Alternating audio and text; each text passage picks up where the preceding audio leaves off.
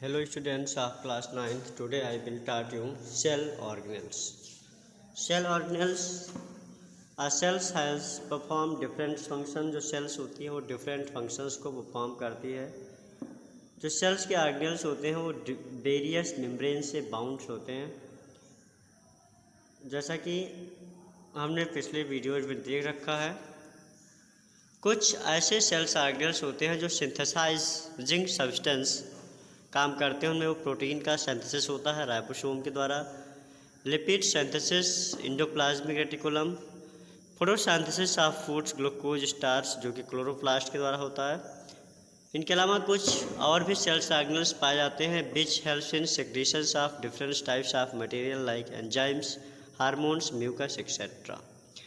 Some cells organelles also useful for digestions that take substance of cells organelle during endocytosis, and that interact digestion is done by enzymes of ribosome. Next, fourth type of organ also found in cells which is known as generate energy.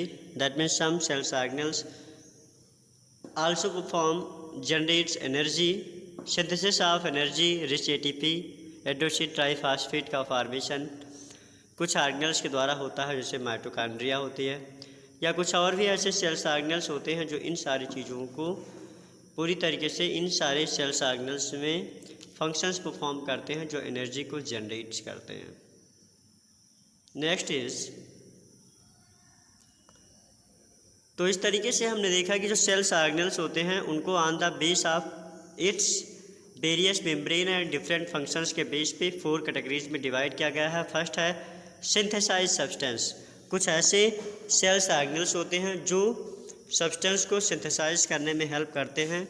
That means वो protein वगैरह का synthesis करते हैं, protein का संश्लेषण करते हैं, जैसे राइबोसोम और एंडोप्लाज्मिक रेटिकुलम. इनके अलावा chloroplast.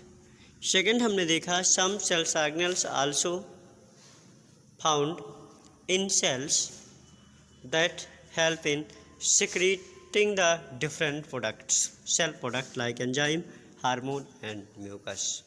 And third is some cells organelles are also useful for digesting of different type of substance during endocytosis like enzyme of lysosome. Fourth is it has generate energy. 4 types of organelles जो होती है वो energy को generate करते हैं, जैसे ATP का formation होता है किसके द्वारा, माइटोकॉन्ड्रिया. जो सेल्स ऑर्गेनल्स होते हैं वो स्मॉल ऑर्गन्स होते हैं सेल्स में जो फाउंड होते हैं और डिफरेंट शेप एंड साइज़ में होते हैं. इनका फंक्शंस भी अलग अलग होता है. जैसा हमने पिछले वीडियोस में पढ़ रखा है कि सेल्स के फंक्शंस को हम डिवीज़न ऑफ लेबर के बेस पर देखते हैं, जिसका मतलब ये है कि जो सेल्स होती है उनके जो ऑर्गेनल्स होते हैं वो डिफरेंट के फंक्शंस परफॉर्म करते हैं. जैसे जो डिफरेंट टाइप के फंक्शंस करते हैं उनमें nucleus, mitochondria, chloroplast, endoplasmic reticulum, Golgi apparatus, lysosome, ribosome, ये सारे ऑर्गेनल्स हैं. यहाँ पे हम सिर्फ कुछ ऑर्गेनल्स के बारे में ही स्टडी करेंगे. पिछले वीडियोस में आपने क्लोरोप्लास्ट,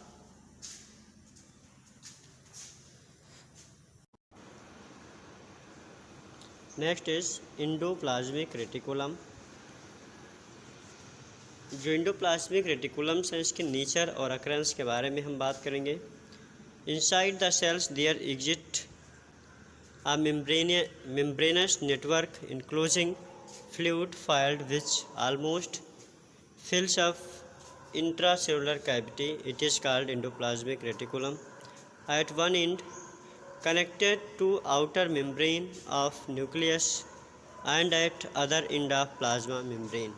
के अलावा इसके नेचर एंड अकरेंस के बारे में देखेंगे तो ये मेम्ब्रेनस नेटवर्क्स होती है जो एंडोप्लाज्मिक रेटिकुलम इंट्रासेलुलर कैविटीज़ में फिल होती है. ये एक इंच जो होती है इसकी वो प्लाज्मा मेम्ब्रेन से कनेक्टेड होती है जिसमें डिफरेंट ऑर्गन पाए जाते हैं. वो सिस्टर्नी होती है एक, वेसिकल्स होती है और ट्यूब्यूल्स होती है। ये 2 टाइप्स की होती है, एक होती है RER जिसको कहते हैं रफ एंडोप्लाज्मिक रेटिकुलम, जो राइबोसोम से अटैच्ड होती है और प्रोटीन का सिंथेसिस करती है। दूसरी होती है स्मूथ एंडोप्लाज्मिक रेटिकुलम, जिसका फंक्शंस है कि ये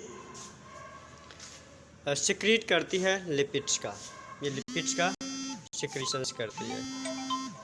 नेक्स्ट इज